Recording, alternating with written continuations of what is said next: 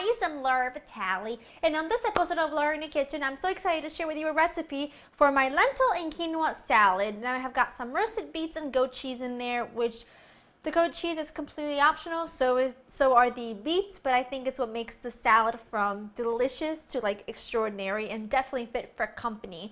Now, I've already kind of prepped everything, so it's really kind of just, mixing it all together. I just kind of wanted to show you the ingredients I like to add and things like that. So let's start with the veggies. I've got some chopped up red onion, bell pepper, celery, cucumber, fresh chopped parsley. I've got some fresh mint. I've got some cooked green lentils. I'll talk about these in just a minute. I've got some cooked quinoa. I'll talk about that as well. Some roasted beets, goat cheese, balsamic vinegar, olive oil, salt and extra virgin olive oil, salt and pepper. Now, when I was kind of setting up to film this episode, at the very last minute, I decided to kind of cook things ahead because I needed to cool down, and then otherwise it would, take a lot of time, which is why I chopped everything. Otherwise, normally I would chop everything with you.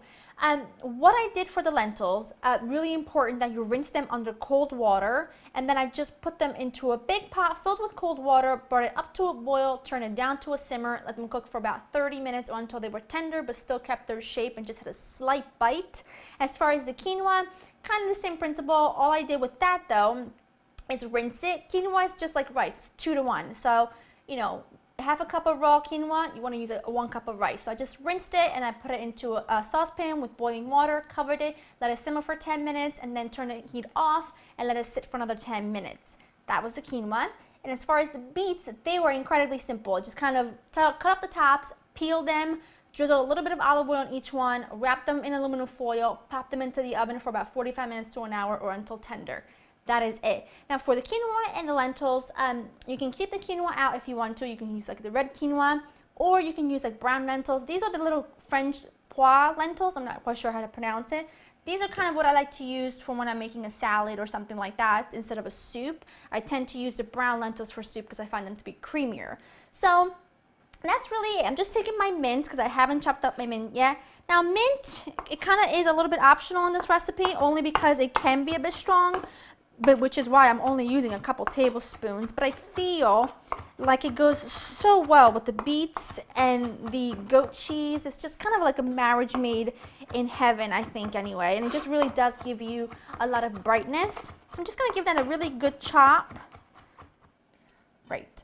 Now what I'm going to do is I'm going to season my veggies with some salt. I'm also going to season my lentils. Now, when it comes to lentils or beans, you never want to cook them in boiling water because in salted boiling water, because the salt will make the skins tough and they'll never get soft. So you want to always salt them after they've cooked. And I also drain them and then just rinse them under cold water to stop them from cooking.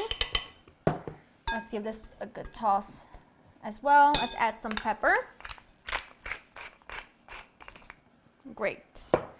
Let's add our lentils. Now, this is a great vegetarian recipe. If you don't eat cheese, completely leave it out. Or I've done the same recipe with feta with really good ricotta salata. Oh, it's delicious. I'm actually just going to toss this with 2 forks because I feel like it keeps things a lot lighter and doesn't compact them as much. All right, let's chop up our beets. Now I've got little plastic board here because beets do bleed and they do stain, and I don't want them to stain my wooden chopping board. So I just take each one. Oh, they look beautiful. You can cut them in any shape or form. I'm just going to cut them into big pieces like that. Put those right in there. Let's bring that closer to me. Balsamic vinegar. You could do even a little red wine vinegar, champagne vinegar, or even some lemon would be good. And some good quality extra virgin olive oil. Now, I'm going to taste this now for you because it wouldn't be me if I didn't.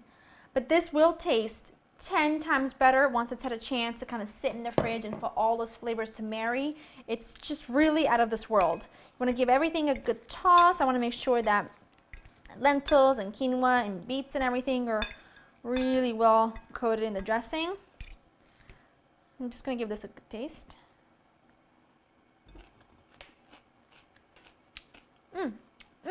Perfect. And then all I do is I take some goat cheese and crumble it right on top. So you've got cheesy, sort of tangy, creamy, with those sweet beets. Oh, I sounded like a rapper there for a second. Sweet beets. Crack myself up. And that really is it. I mean, it's a healthy entree, side dish, light lunch. You can make it a little bit, a little bit heavier, for substantial for a meal if you wanted to, with some grilled chicken breast or some fish on the side. But for me, it's perfect as is. Head on over to laurainthekitchen.com, get the recipe. Let me know down below if you make a version of this yourself, and if so, what do you put with it? What do you like? How do you cook your beets? Definitely interested in finding out. Hope you've enjoyed spending time with me, and I'll see you next time. Bye-bye.